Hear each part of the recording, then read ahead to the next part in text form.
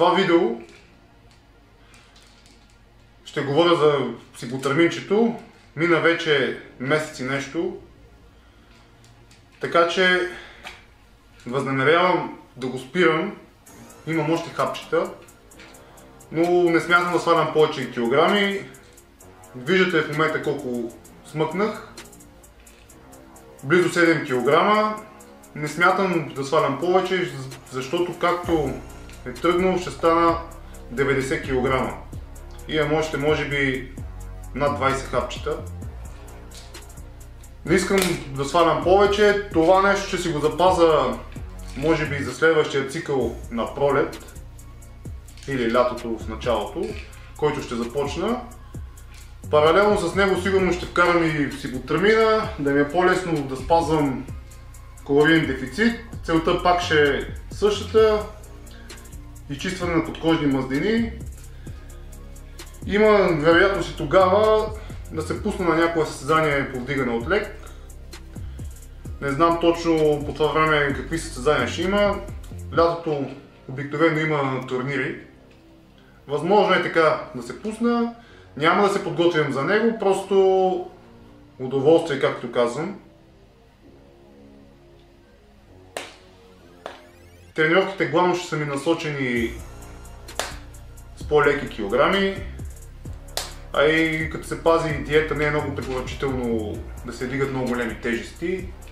Особено ако взимате някакви анаболи, които изсушават доста и изхвърлят водата. Не е хубаво да заставите това нещо, за сухожилията. После като ги спрете, ще усетите доста кофти ефект от това нещо, всичко ще ви боли. Всичко почва да пука. Не е окей.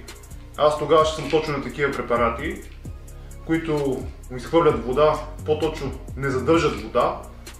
Така че виждате за колко дни, колко килограми съм свалил с това нещо.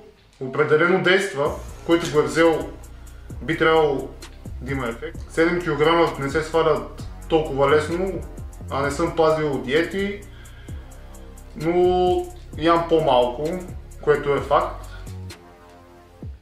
Доста потиска апетита. Може би това е за по-пълни хора, които водят застоял начин на живот. Те така и си предлагат самата добавка, че за такива хора е измислена, за хора с застоял начин на живот. Така че действа това нещо. Забелязвам също, че силата, възможно и от него да е, и от него и от малкото ядене, доста ми е паднала. Не прекалявайте с дозата. 10 мг е напълно достатъчно за добър ефект. Може и малко по-бавно идва, но ефектът идва. Ще видим след спирането какъв ще му е ефекта, ще има ли някакво връщане на килограми. Така че ще следим и това нещо.